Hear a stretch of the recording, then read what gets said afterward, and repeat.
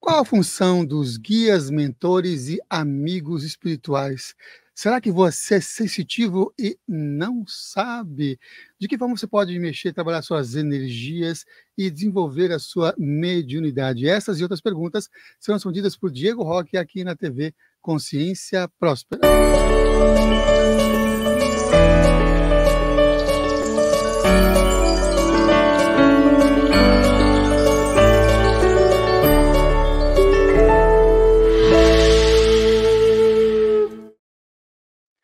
Seja bem-vindo a mais uma edição do programa Consciência Próspera, programa de entrevista que já está aí com mais de 14 anos de existência. Muitos convidados já passaram por aqui e este é um programa gravado. O convidado que está aqui presente já esteve em outras oportunidades, que sabe, ele volta aqui no ao vivo.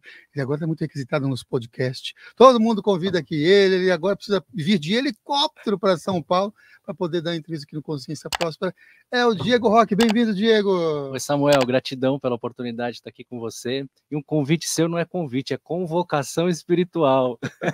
Que bom que você aceitou então essa nossa convocação. O tema de hoje, guias espirituais e desafios da missão espiritual. E o canal Luz Consciência está com muitas atividades. Hoje, atualmente, está com quantos programas semanais por lá?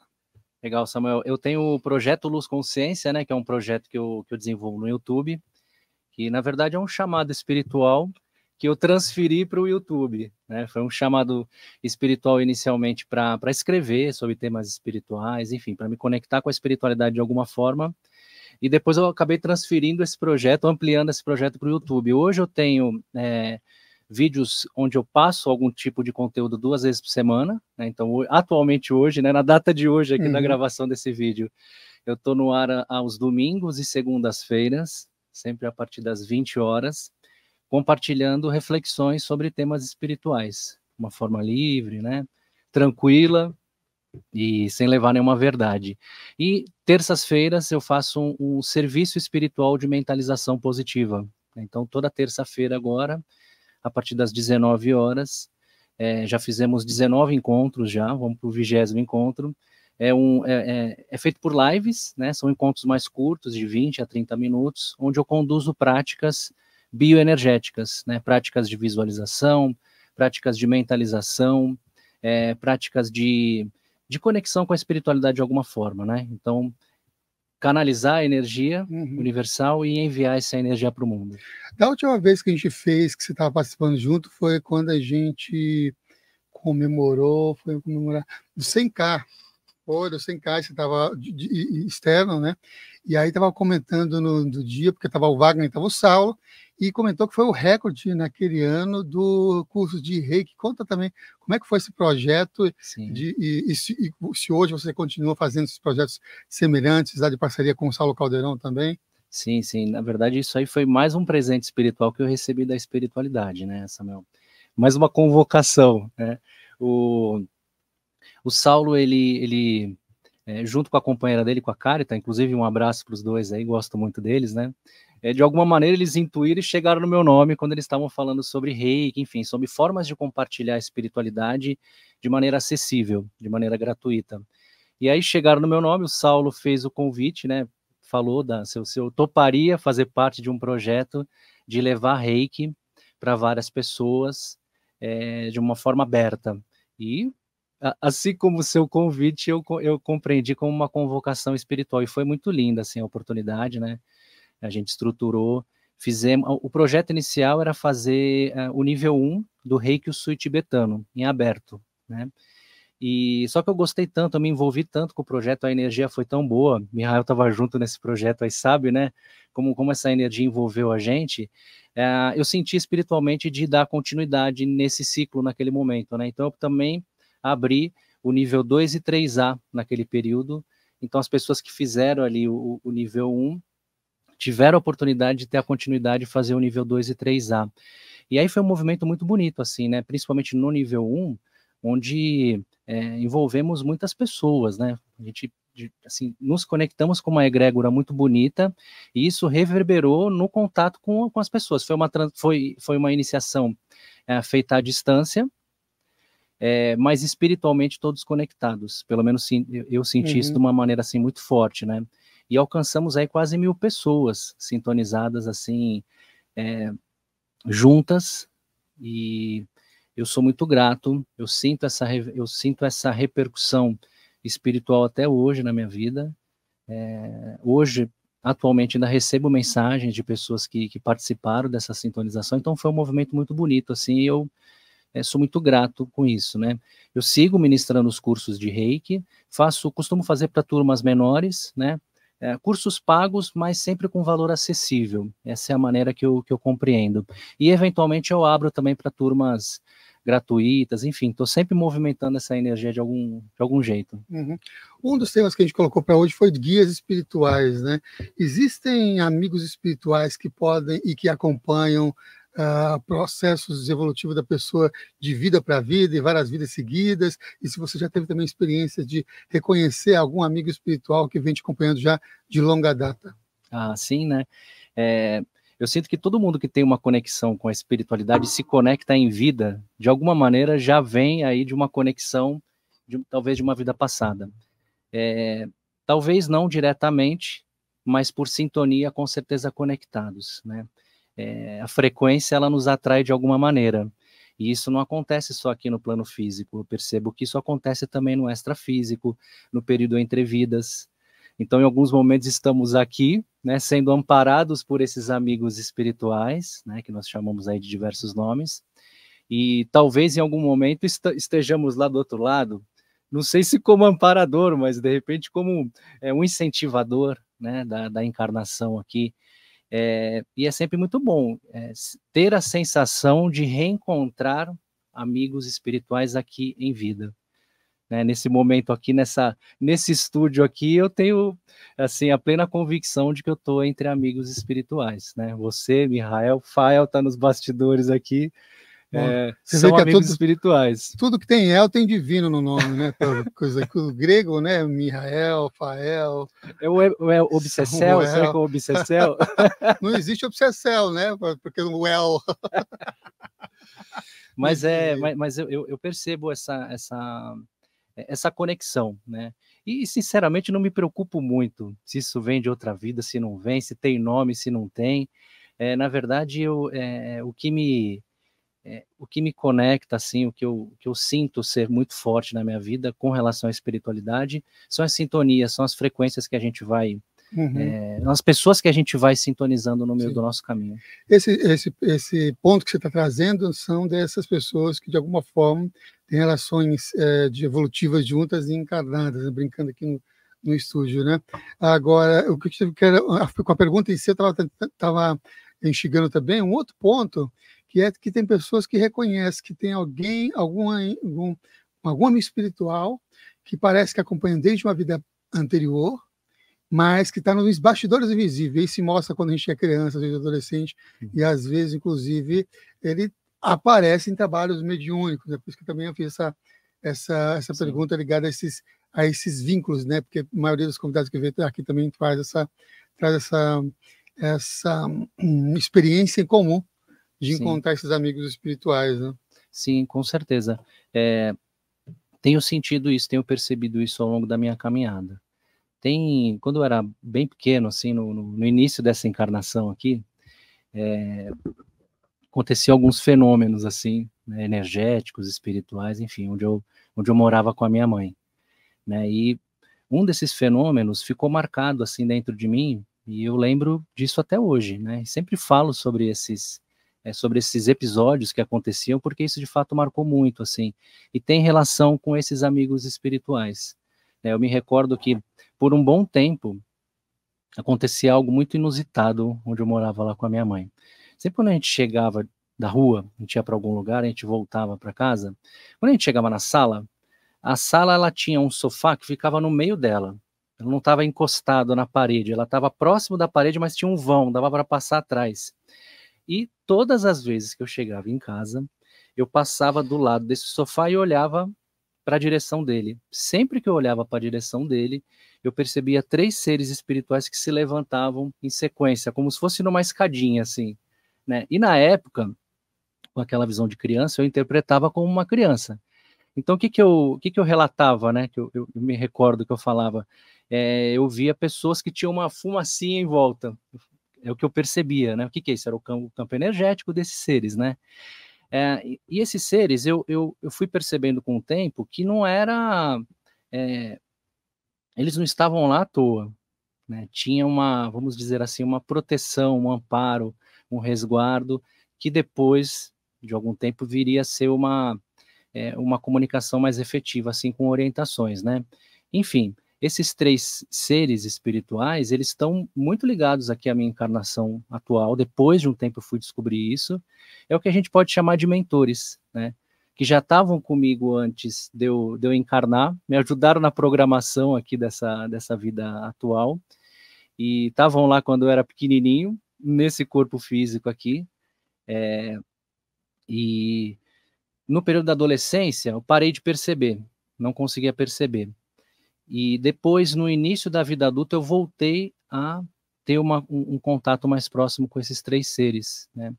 E depois esses seres eles começaram a aparecer de uma forma mais efetiva, vamos dizer assim, né? Então eu passei a vê-los em projeção astral, né? Horas separados, horas juntos, e isso é uma alegria, né? E eu percebo, né? Eu sinto esses seres espirituais como amigos, né? Eu pelo menos prefiro dar esse título, né, para essas pessoas que estão em corpo extrafísico. Uhum.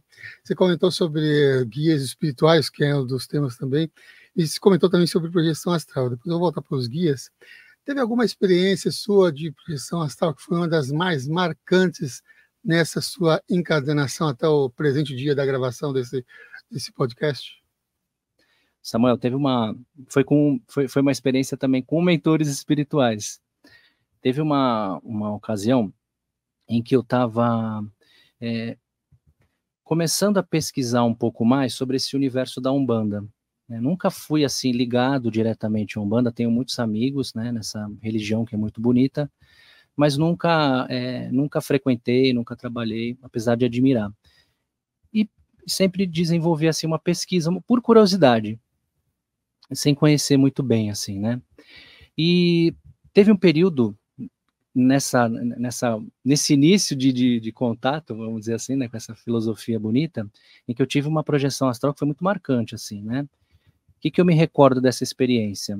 Eu me lembro de ter sido levado para um lugar, né, sido tirado do corpo. Eu lembro desse movimento, não tão consciente desse trajeto. Eu lembro do movimento de ser tirado do corpo e de chegar num lugar.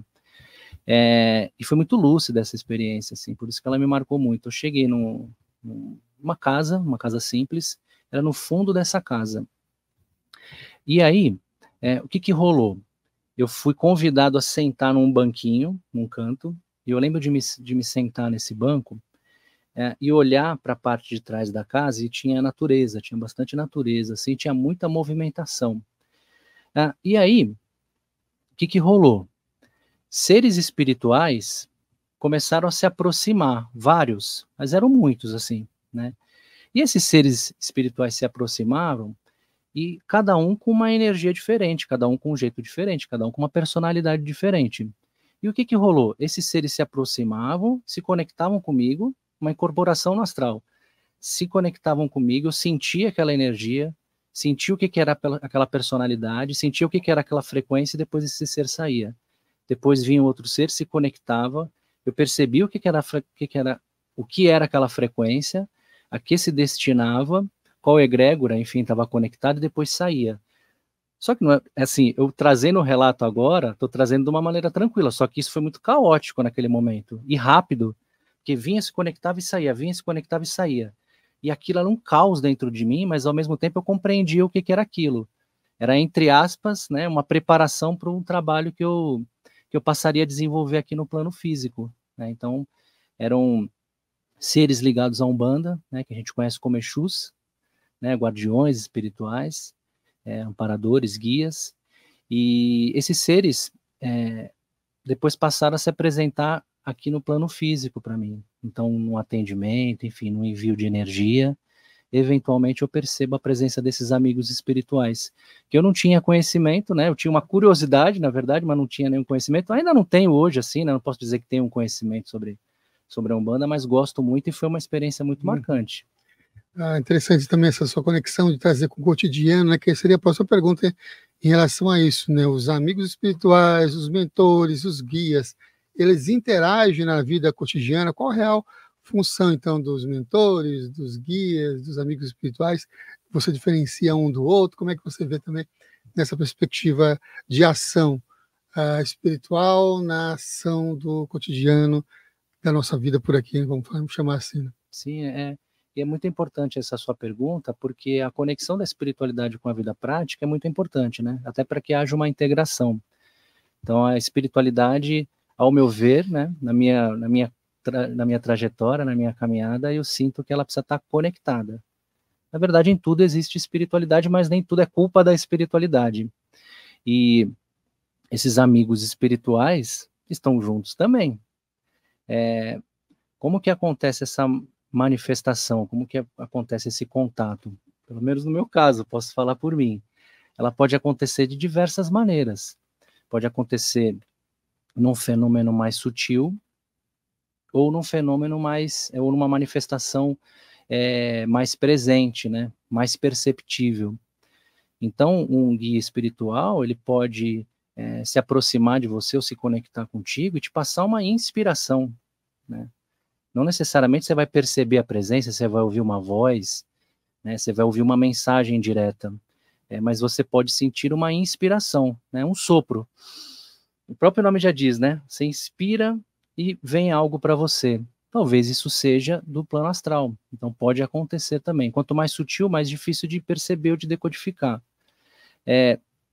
Essa comunicação, ela também pode acontecer de uma maneira um pouco mais presente, através das intuições espirituais. Então, por exemplo, um guia espiritual, ele pode se aproximar de você. E quando eu digo se aproximar, não necessariamente a presença energética dele, né, o ser próximo de você. Isso pode ser feito em distâncias muito longas, né, porque o guia espiritual não é uma pessoa que não é uma cuidadora, não é uma babá que vai ficar o tempo inteiro com você, né? Está por sintonia, por frequência, mas não em presença o tempo inteiro. E pode vir uma intuição, né? Uma intuição, ela é um pouco mais perceptível do que uma inspiração. Então, uma intuição espiritual, ela pode te ajudar na condução de um caminho, né? O guia, né? Pode te guiar para algo positivo. E estar ligado espiritualmente nessas intuições pode te ajudar e pode te tirar de enrascadas, né?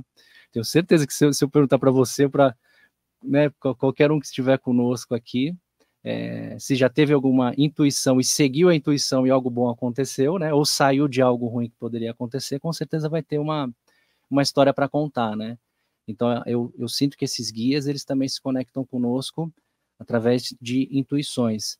E pode acontecer também uma presença mais efetiva, uma comunicação mais efetiva, né? Então, o guia acoplado ou conectado diretamente com uma pessoa dita sensitiva, né? A gente pode até entrar nesse ponto depois, porque eu penso que todo mundo tem a sua sensibilidade, dá para abrir essa sensibilidade.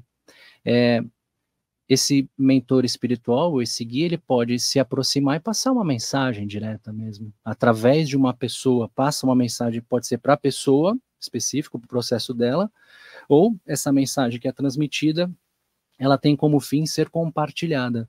Então a pessoa está consciente daquilo que ela está recebendo e ela transmite. Ou o guia espiritual pode se aproximar, a pessoa física fica inconsciente e recebe uma mensagem e transmite, seja falando ou escrevendo. Então, essas conexões, elas podem acontecer. Em casos raros, né, como relatado por Paramahansa Yogananda, né, no livro Autobiografia de um Yogi, um mestre espiritual pode se materializar na frente de um discípulo, por que não? São casos raros, nunca presenciei, né, mas isso também é plenamente possível.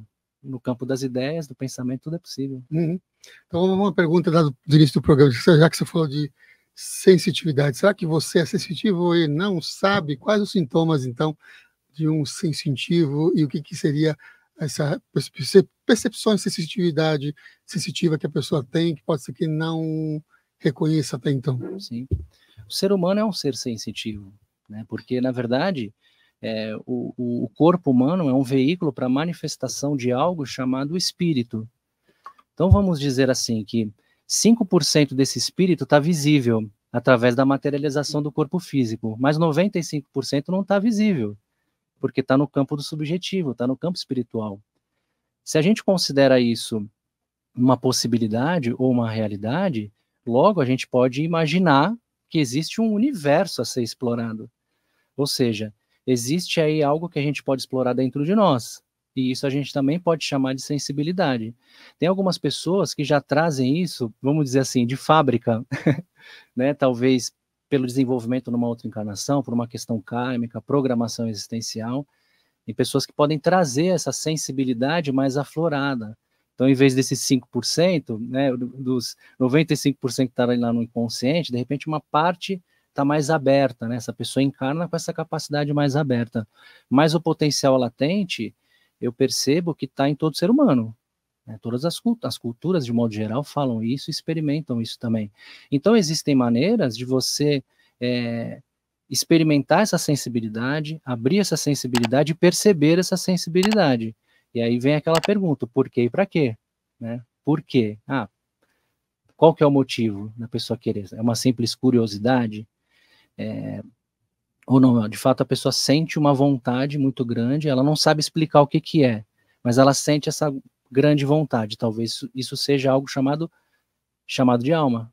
Né? Então, se é um chamado de alma, então tem algo no campo do subjetivo que está conversando com essa pessoa. Isso é a sensibilidade. Então a gente pode abrir através de meditação, através de respiração, através de mantra, através do desenvolvimento talvez religioso para quem sente esse chamado, né? E isso dá para ser feito e dá para você desenvolver.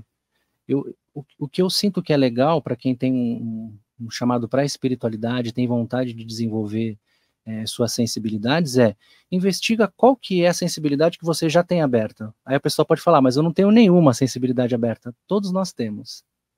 Seja uma sensibilidade auditiva, uma sensibilidade visual. Tem pessoas que são muito boas observadoras do campo físico. Isso é uma sensibilidade. Se você traz para o universo da espiritualidade, isso também começa a desenvolver dentro de você o campo subjetivo. Então, dá para a gente desenvolver de diversas maneiras. E tem professores nessa área que podem ajudar também.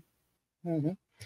E quando você fala também dessa possibilidade de que todos têm, em maior ou menor grau, uma sensibilidade, vem o segundo título da nossa entrevista de hoje, que é a questão da missão espiritual. E todos têm, então, uma missão espiritual ou é um chamado que vem para poucos? O nome é bonito para algo que é comum do ser humano. Estamos encarnados aqui por algum motivo. Né? Temos algum motivo específico que podemos chamar de missão de alma. Porém, existem algumas missões muito específicas para a sua jornada, para o teu processo. E isso também é missão de alma. É que muitas vezes a gente associa a missão de alma com coisas grandiosas, né? Com um missionário. Algumas pessoas, pode ser que elas incorporem esse arquétipo do missionário, de levar uma mensagem espiritual. Isso também pode ser uma missão de alma, mas não necessariamente. Né? Normalmente a gente pensa como missão de alma coisas grandiosas, coisas bonitas, né, que vão trazer status, talvez, vão trazer um brilho para a nossa vida. Só que, na verdade, a missão de alma é o teu grande desafio, senão não tinha nem esse nome, missão, né? Então, talvez aí, você que está acompanhando a gente, o seu grande bloqueio, talvez seja a sua missão de alma. Né? Talvez a sua missão de alma seja desbloquear essa energia que está estagnada, está presa dentro de você, compreender o que é isso e deixar essa energia fluir. Então, isso também pode ser considerado uma missão de alma, por que não? E por falar em missão de alma, já que ele é um desafio, quais são, então, os maiores desafios de um espiritualista encarnado por aqui para desenvolver esse processo missivo ou remissivo, se a gente for pegar em relação aos entreplanos, entrevidas e tudo mais, né, a realizar esse viver nesse cotidiano? Quais seriam os maiores desafios do espiritualista nessa atualidade? Todos nós temos desafios, né? O principal desafio é manter a sanidade nesse mundo louco que a gente está aqui, né? Não ser tomado por essa, que eu diria assim, uma insanidade coletiva, né? que o professor Hermógenes chamava de normose. Então, Deus me livre de ser normal. Então, o estudante da espiritualidade sente um despertar, né? E esse despertar ele vai trazer questionamento. O questionamento ele é importante para a nossa caminhada de vida. Só que se você fica só no questionamento, talvez você comece a se afastar de coisas que você precisa viver no contexto material.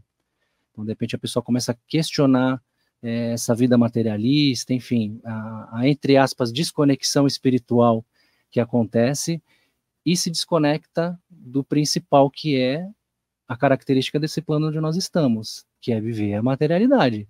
Então, a pessoa desperta espiritualmente, ela tem vontade de ficar mais tempo em projeção astral do que vivendo aqui.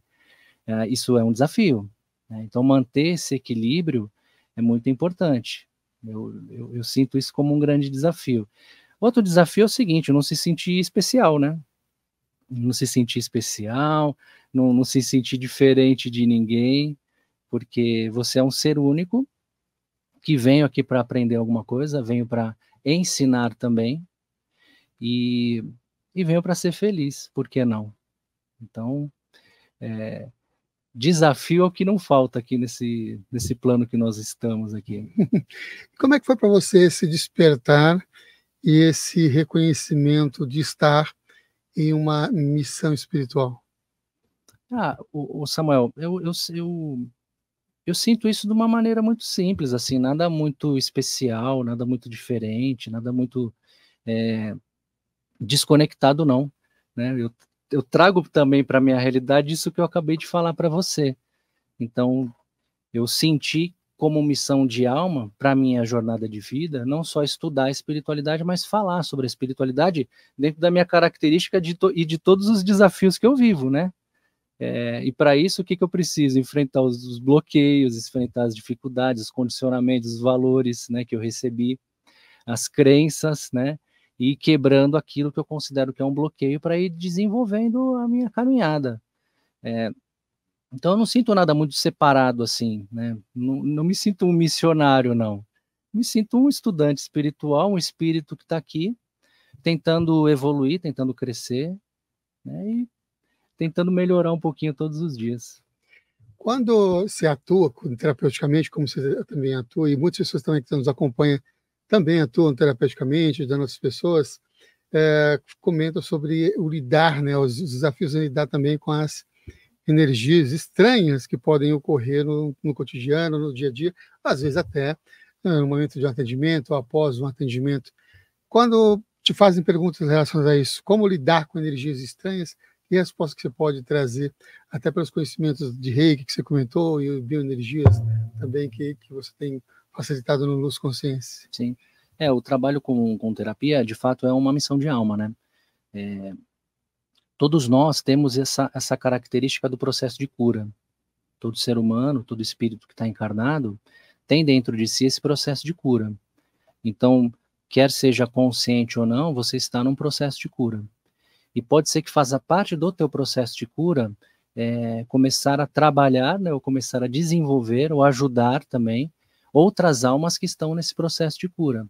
Então, uma pessoa que tem um chamado para trabalhar com terapias, seja ela quais forem as terapias, ela percebe que aquele conhecimento que está dentro dela, que está naquele momento contido, ele tem vontade de reverberar, ele toma uma vida própria, né? Então a pessoa começa a perceber, pelo menos é assim no meu processo, que o meu processo de cura, ele não me basta só, né? Eu preciso, de alguma maneira, levar isso para o mundo também.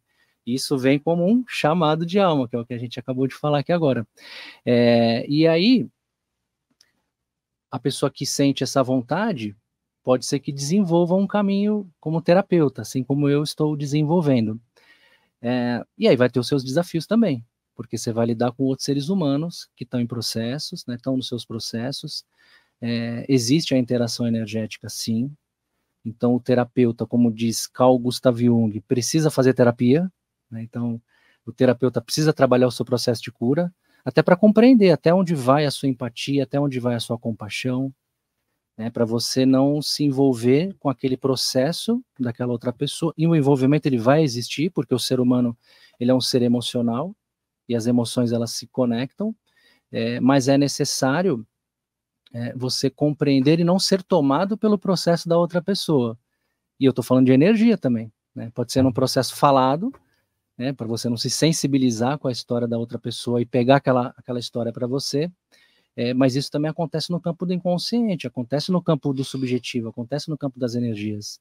Então, trabalhar a sua autoproteção espiritual, né, antes de começar um atendimento, por exemplo, para quem é reikiano, tem um símbolo chamado Chokurei, que é um símbolo também de proteção espiritual.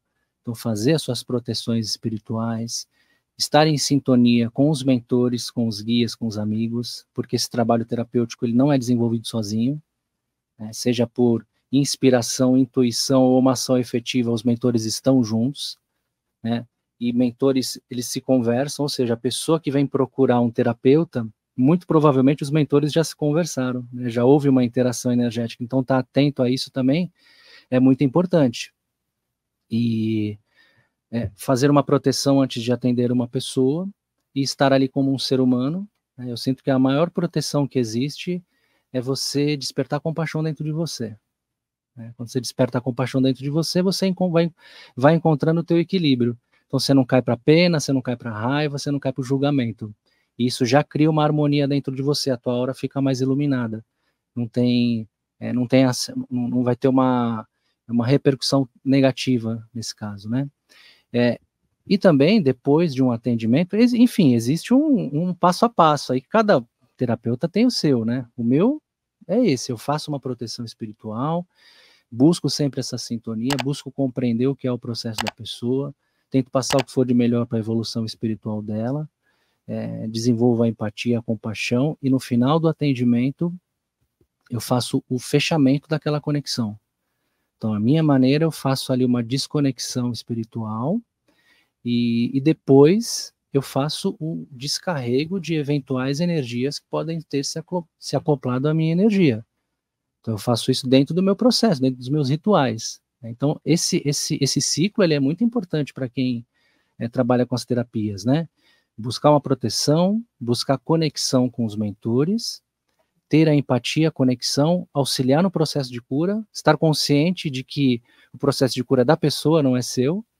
No final, fazer a desconexão e depois você fazer a sua limpeza energética. Né? Enfim, dá para fazer de diversas maneiras. Uhum.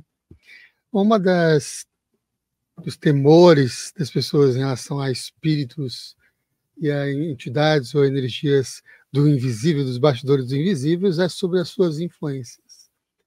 Então, vou trazer, já que a gente está falando sobre essa perspectiva de autoconhecimento, de terapia, de descoberta, de que forma ou qual a influência dos espíritos, das entidades, no nosso pensamento? Como é que eles podem, e se eles podem, chegar a influenciar através dos pensamentos e, às vezes, nem percebermos?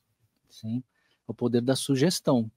Esse é o poder que existe em todos nós aqui, né? Cada um de nós aqui podemos trabalhar o poder da nossa sugestão, da nossa autossugestão, ou da sugestão de uma outra pessoa, através do seu magnetismo.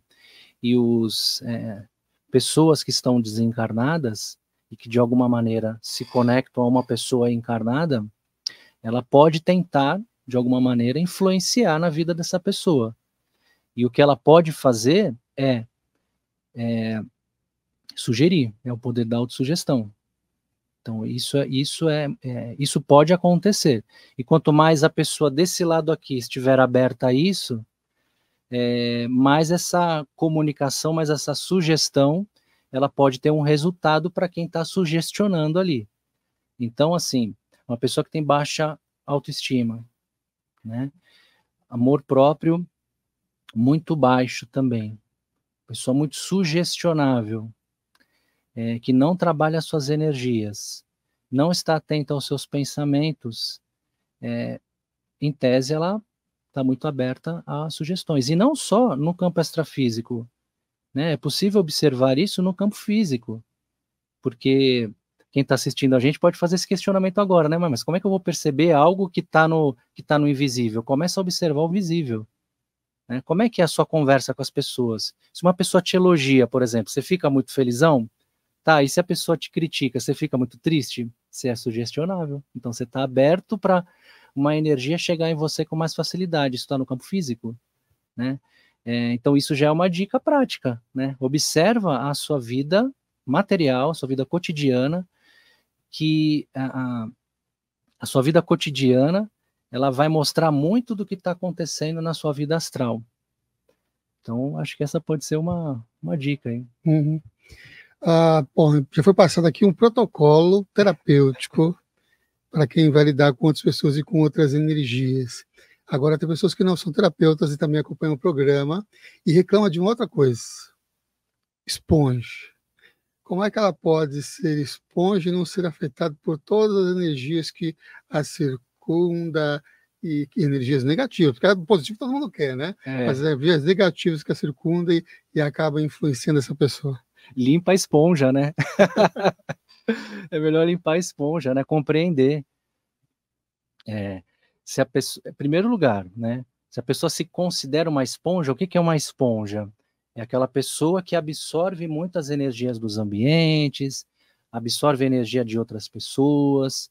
Enfim, isso tem uma relação, inclusive, com o que eu estava dizendo agora, anteriormente, né? Que é a sugestão, né? Você absorver muito do que vem do outro. Isso também é uma forma de você ser esponja.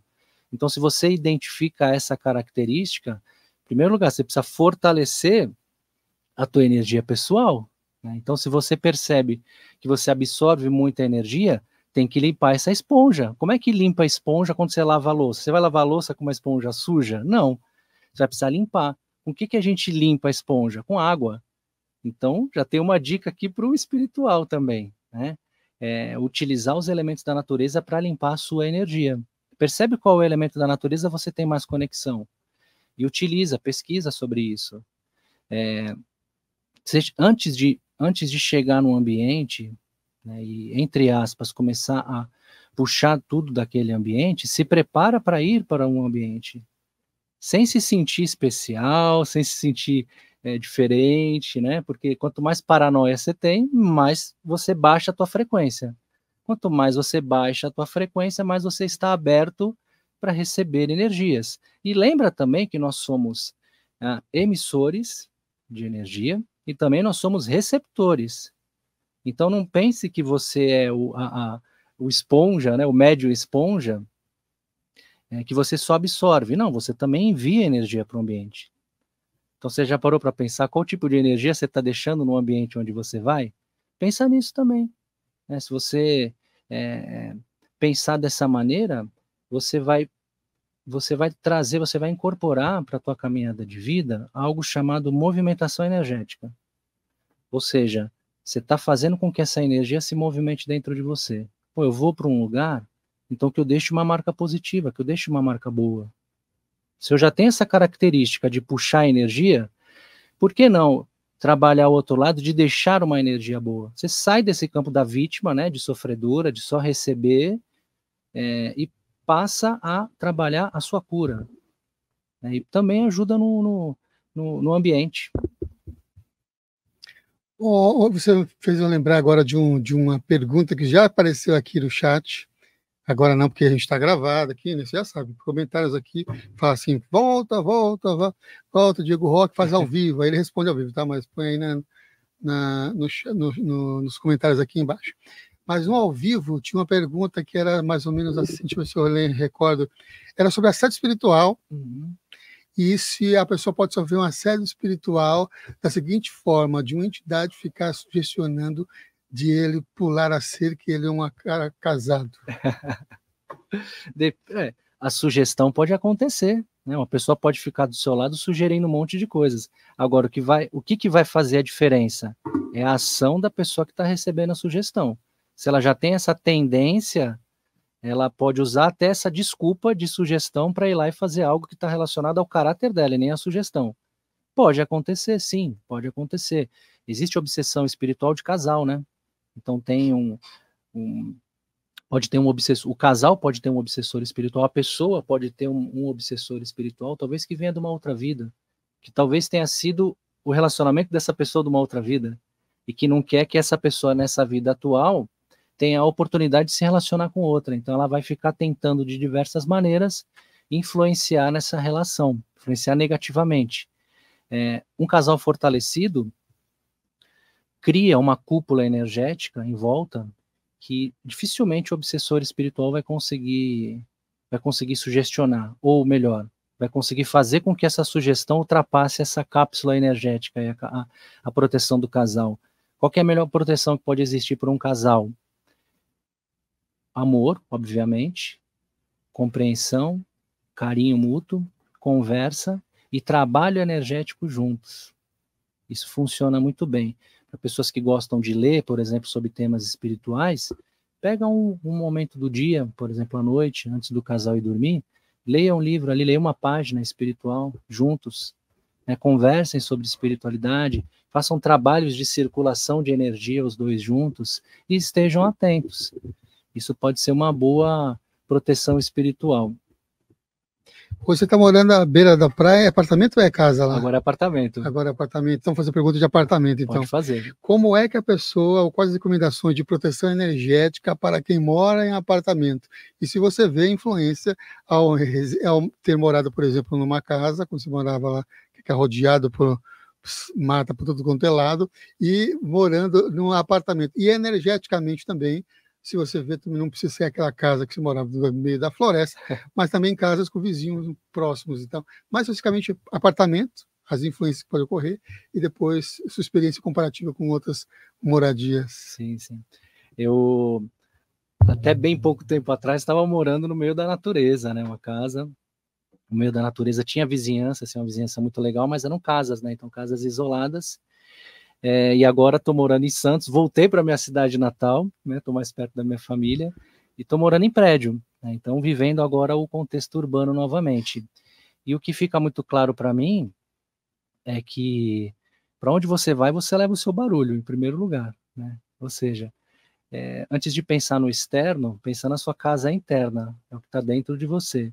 Isso é o mais importante de tudo, independentemente do lugar onde você esteja. Trabalhar sua consciência, trabalhar sua espiritualidade, trabalhar suas energias, porque isso vai criando um fortalecimento na sua aura, né? A sua aura vai ficando mais iluminada. Como diz o grande mestre Mikhail Evanhov, né? Ele fala que se você pensar no sol todos os dias, no sol energético, né, e trouxer, né, essa energia do sol para você, pensando nesse sol iluminado, iluminando toda a tua aura já vai se expandindo.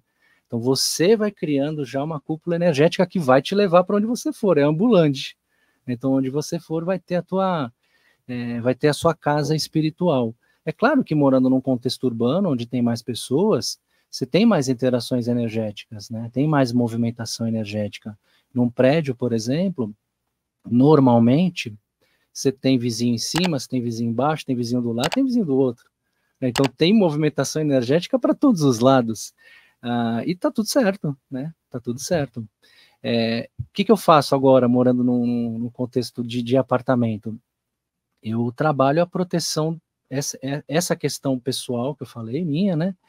E como eu moro e trabalho no apartamento, então eu tenho um espaço específico que eu faço os atendimentos, né, à distância, eu também trabalho a energia desse lugar. Então eu trabalho a blindagem energética do apartamento, né, eu faço irradiação de energia todos os dias, faço a dispersão das energias, enfim, faço mentalizações, e não só por mim, né, faço por mim, pela vizinhança, enfim, sempre tentando irradiar o que for de melhor. Tem uma meditação, assim, muito simples, mas muito efetiva, assim, que pode ajudar muito na proteção de um apartamento, por exemplo, é você ter um cantinho espiritual, você fazer uma prática de ampliar a tua luz. Como é que funciona essa prática? Cria lá um cantinho espiritual, senta nesse lugar todos os dias no mesmo horário, por 5 minutos. Fecha os teus olhos, se conecta com os guias espirituais e pensa nesse sol vindo na sua direção e conectando aqui no centro do seu peito, como uma esfera de luz que vem e conecta no centro do seu peito. E conforme você vai inspirando e expirando, você vai expandindo esse sol. Você vai crescendo esse sol. De repente, essa esfera fica em volta de você. Você expande mais, fica no ambiente onde você está. depois você expande mais, fica no seu apartamento. Depois você expande mais, fica no seu prédio inteiro. E você pode expandir até o infinito. Se você fizer isso todos os dias, você vai criando uma aura de proteção e uma harmonização, que é o principal. A gente pensa muito na proteção como uma paranoia, né? Mas a gente não pode deixar de lembrar, devemos lembrar também, da harmonização. É muito mais importante até, ao meu ver, do que a proteção. Há algum tempo, acho que o Mihail que comentou que você adquiriu, falou do Ivanov, a coleção do Ivanov. Que história é essa? Como é que você conseguiu? Aqui no Brasil mesmo ou foi lá de Portugal? Ó, isso aí foi um presente, não, presente pago, né? Porque foi uma dica, mas a dica foi um presente. Teve um dia que eu estava em casa, aí um grupo de amigos foi numa livraria, porque é o passeio que a gente costuma fazer, né, frequentemente. E aí, quem eram esses amigos, né? Professor Wagner Borges, a Karen, né, nossa amiga em comum, Fabiano, esposo dela, enfim, tinha uma galera lá. E eles foram numa livraria nesse dia, e eu não fui, eu não pude ir. E aí, o Wagner tinha uma promoção lá, não sei o que aconteceu no lugar lá, mas tinha uma promoção com a coleção de livros do Ivanov. E aí o Wagner pediu para a Karen me ligar, né? A Karen ligou, falou: Diego, tem a coleção de livros do Ivanov aqui, o Wagner tá perguntando se você quer. Eu falei: quero, pode comprar aí que eu quero, sim. Aí, enfim, comprei, depois chegou na minha mão. Então foi assim, foi um presente comprado, né? Mas foi bom, depois dei a dica pro Fael também, e eu adoro, né? Eu gosto muito do Ivanov, aprendo muito com ele, e, enfim, é um mestre espiritual. Beleza. E como entrar, então, em contato com esses mestres espirituais, com esses guias ou com esses amigos espirituais que nos inspira, que nos traz boas intuições e às vezes passa até mensagens, às vezes por outras pessoas, às vezes pela vida cotidiana. Como é que a gente pode entrar em contato com eles no nosso dia a dia? O contato maior, Samuel, precisa ser com o seu mestre interior. Você precisa ter um contato íntimo com o teu espírito. Isso é o mais importante. Porque um amigo espiritual, ele pode fazer contato com você, como nós conversamos aqui há pouco, de diversas maneiras. Então, a forma como chega a mensagem pouco importa. O que mais importa, na verdade, é que a tua energia vá se modificando com isso. Então, quanto mais preocupada a pessoa tiver em receber um contato de um mestre espiritual, mais ela se desconecta do principal, que é a própria mensagem, que pode vir de diversas maneiras diferentes. Mas se isso é importante, e eu sinto que para algumas pessoas sim é muito importante, até para fortalecer, de repente, a caminhada espiritual, se isso de fato é importante, reserva um horário do seu dia, todos os dias. Por exemplo, por 6 meses, escolhe um momento do teu dia, por exemplo, de manhã, até antes de viver as coisas da vida, de encher a mente com muitas coisas, aproveita que você acabou de chegar do astral, que você está acordando, você está voltando do astral. Aproveita que você acabou de chegar do astral, acorda, faz as suas necessidades.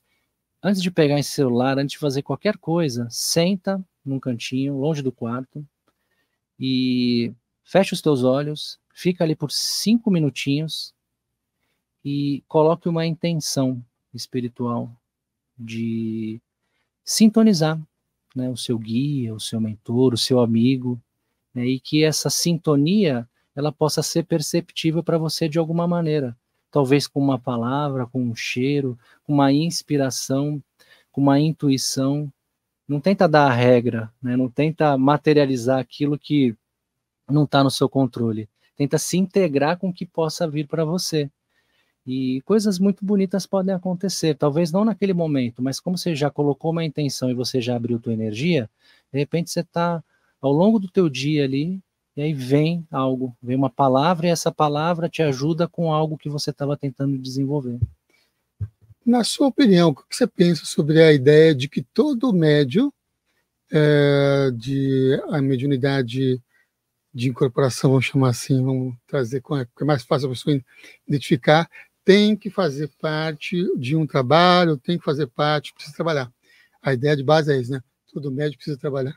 Uhum. E o que essa pessoa ela pode fazer se ela não tem afinidade ou não quer trabalhar em nenhum lugar fisicamente, vamos chamar assim? Sim. Essa história do tem que é muito impositiva, né? Uma imposição muito grande, né? Talvez até uma visão meio religiosa aí, né? Não sei, me dá essa impressão, assim, né? Desse tem que, né? Fica muito impositivo, não é harmônico, né? Tudo que não é harmônico bloqueia, né? Então, eu já fujo desse tem que. Mas, se a pessoa, ela percebe essa sensibilidade, e ela já viu que não tem como fugir dessa sensibilidade, ela vai acompanhá-la, né, na encarnação dela inteira, por que não se integrar com essa sensibilidade? Não necessariamente fazendo parte de um grupo, até porque tem pessoas que moram em lugares, ô Samuel, que não tem grupo nenhum. Né? A gente está acostumado aqui com o contexto urbano, estamos na cidade de São Paulo, que tem tudo que você, né, que você imaginar tem. Tem pessoas, inclusive pessoas que eu atendo, pessoas que estudam comigo, que estão às vezes em cidades do interior ou estão em outros países e não têm acesso nenhum a nada. Muitas vezes a pessoa é o único espírito ali encarnado que está estudando alguma coisa espiritual numa cidade. E aí, como é que faz, né? A pessoa não quer participar, ou às vezes ela tem vontade, mas não tem a possibilidade e a sensibilidade está nela. Trabalha a sensibilidade no dia a dia. Reserva um tempo. Tenha respeito espiritual a isso que está caminhando contigo. E tenta usar isso para uma coisa boa. Tira esse gatilho de coisas ruins. Né? Não necessariamente a pessoa precisa incorporar, né, ou passar uma mensagem, mas integrar aquilo para ela, fazer bem primeiro para a pessoa. Né? A espiritualidade primeiro precisa fazer bem para mim, a sensibilidade precisa fazer bem para mim. Isso é amor próprio, isso não é egoísmo. O egoísmo é isso, é fugir. Né? Agora, você se sintoniza com essa energia e melhora com ela, talvez, né, ou talvez até seja uma consequência natural, você vai perceber que esse copo espiritual vai começar a encher e isso vai começar a reverberar. Posso dar uma dica assim prática. Todos os dias, né, ou quando sentir vontade, por que eu falo todos os dias? Porque é legal criar uma frequência, mas que não seja algo chato, seja algo harmônico. Todos os dias, você tira 5 minutinhos para dar vazão para essa sensibilidade. Não necessariamente precisa ser uma incorporação. Você pode estar sentado num lugar onde você se sente seguro e você não tem medo, pega o celular, fecha os teus olhos, dá o comando mental, fala, agora eu estou aberto para essa sensibilidade nesse momento. E você começa a equilibrar essa força dentro de você. Então isso não vai te desequilibrar, pelo contrário, você vai parar de lutar e a tendência é que isso se harmonize dentro de você. Então pode começar a vir mensagens para você mesmo. Enfim, trabalhar essa sensibilidade de alguma maneira, mas sem esse tem que. Acho que tem que tirar o tem que aí. A minha visão de mundo é essa. Uma dos desafios também para o espiritualista é que, na maioria dos caminhos espirituais, expede-se ou se sugestiona ou se aconselha um negócio chamado disciplina. Várias vezes, né, nas dicas, você fala todo dia, durante 6 meses, por um período específico, para entrar numa frequência, para entrar numa vibração específica. A pergunta aqui é relacionada com isso, com essa questão de decisão e com essa questão de colocar em ação. Como é que podemos lidar, diante de todos os desafios do dia a dia do cotidiano, com a procrastinação e a autossabotagem? Perfeito. A procrastinação é a sua alma conversando com você que tem algo que está em desequilíbrio. Então, a procrastinação pela procrastinação, você pode compreender só como preguiça e ficar preso na culpa da preguiça. Tá, mas o que vem antes? O buscador espiritual, né, o estudante da espiritualidade, sempre precisa questionar. Então, questiona. Por que essa procrastinação?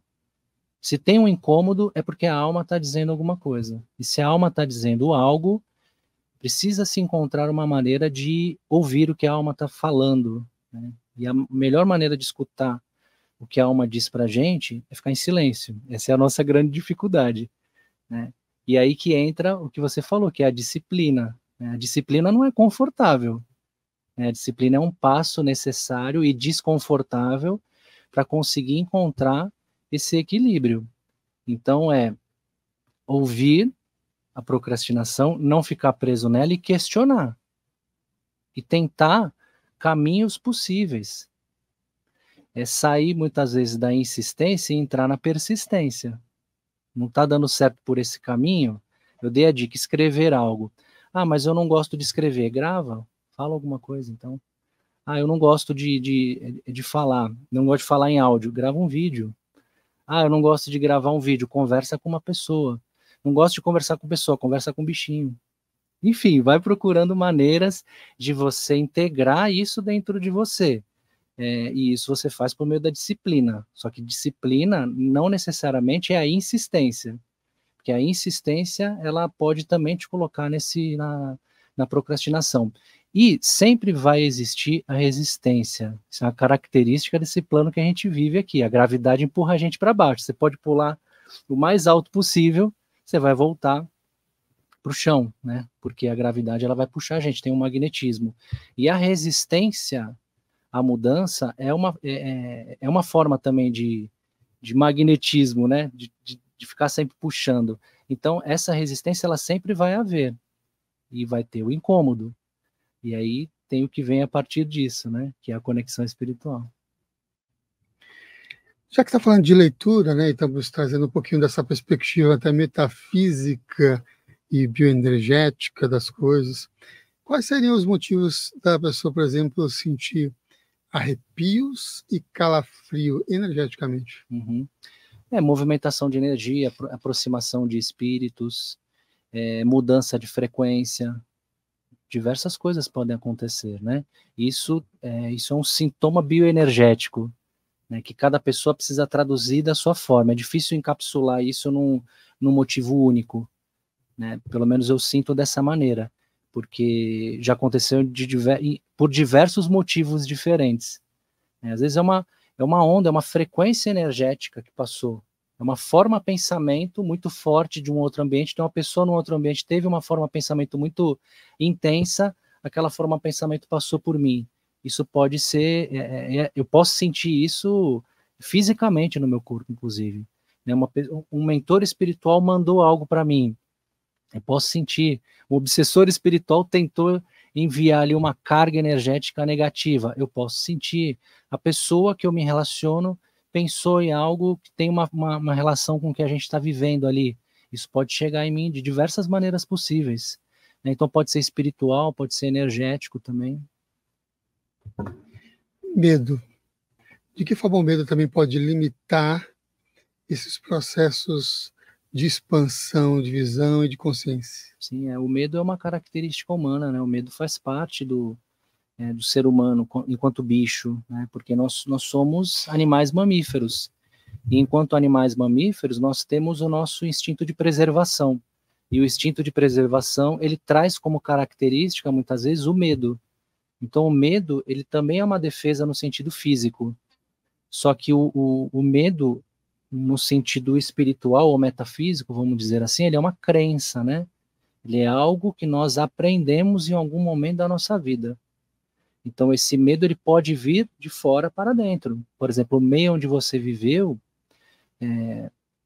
te ensinou a ter medo de alguma coisa. Por exemplo, a ter medo, eu não sei, medo do dinheiro, sei lá, medo da prosperidade, medo do bicho-papão. Né? Isso tudo vem de fora para dentro. Só que vem num período, Samuel, é um período muito sensível das nossas vidas, que é o período da infância, né? Primeira infância, quando a gente chega. Nesse primeiro momento que a gente chega aqui, nós estamos muito abertos para receber tudo que vem do ambiente, principalmente de pai e mãe. Então essas crenças, elas são aprendidas através do inconsciente também, e elas ficam tão enraizadas, tão fortes dentro de nós, que elas criam uma realidade, ou seja, elas criam filtros, e é muito difícil enxergar além desse filtro. E esse filtro ele pode ser muito limitante. Por exemplo, o estudante de espiritualidade que tem medo de espírito. Isso é uma crença. Né? De onde vem essa crença? Então é importante investigar.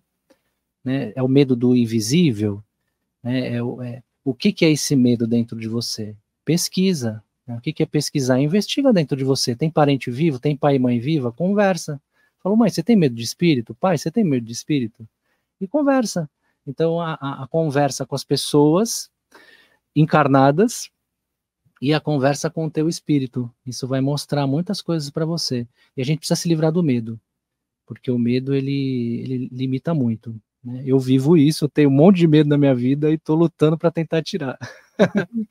Falar em medo, lembrei agora do removedor dos obstáculos. Quer falar sobre ele? Ganesha? Ganesha, né, cara? O Ganesha é excelente para remover medos, hein, Samuel? Ganesha é um arquétipo, né?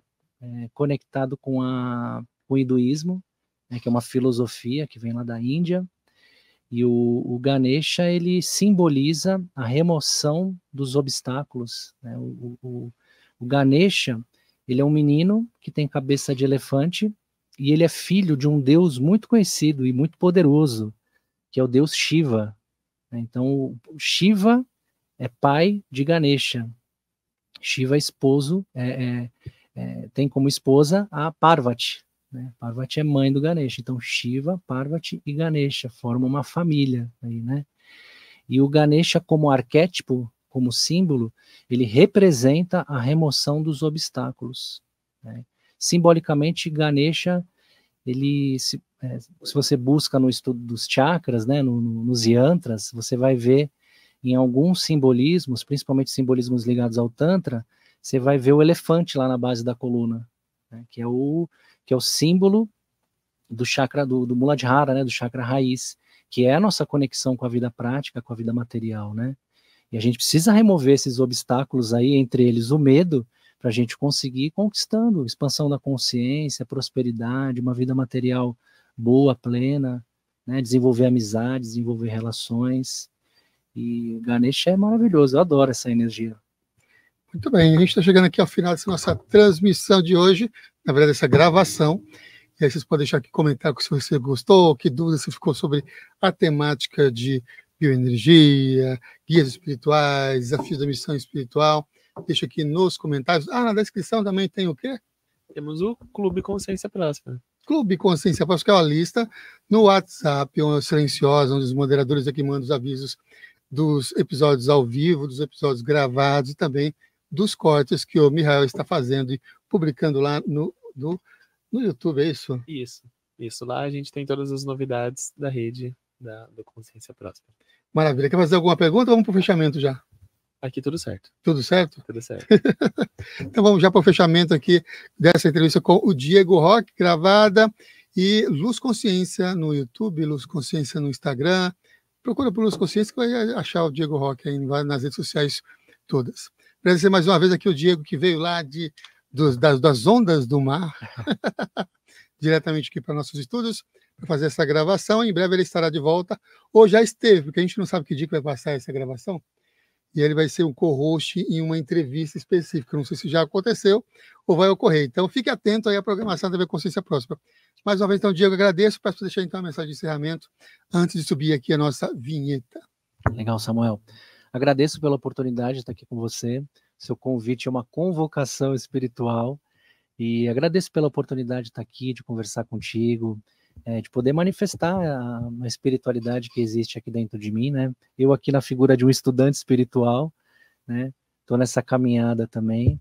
E mais importante do que saber quem é o seu mentor espiritual, de ouvir diretamente, ouvir diretamente a voz aí que fala aqui dentro do teu coração. Essa é a mais importante de todas, que é o seu guia interno.